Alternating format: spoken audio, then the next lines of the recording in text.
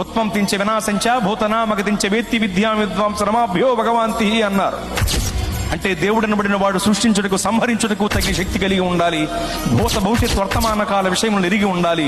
ఈ అర్హతలు కలిగిన వాడే దేవుడు అని భావం. ఈ రెండు అర్హతల్లో మొదటి అర్హత సృష్టించటానికి సంహరించటానికి కావలసిన శక్తి మహాశక్తి.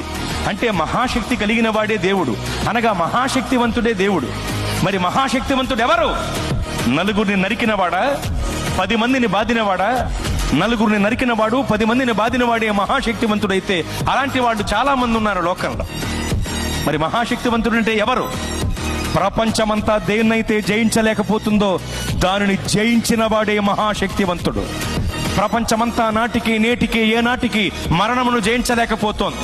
మరణమనే మహమ్మారి మర్యాద లేనిదై మానవ జాతిపై విరుచుకుబడి మరణ మృదంగాన్ని మ్రోగిస్తూ విజయ వికటట్టహాసం చేసి వెర్రవీగుతుంటే మరణమనే మహమ్మారి యొక్క పీచమణిచి దాన్ని ముళ్ళు విరిచి మరణమును జయించి తిరిగి లేచిన మహాశక్తివంతుడు యేసు ప్రభువు వారు మాత్రమే. ఓ మరణమా నీ ముళ్ళు ఎక్కడ, నీ విజయం ఎక్కడ? నీ ప్రభువు అడిగితే మృత్యువుకు ముచ్చెమటలు పట్టాయి.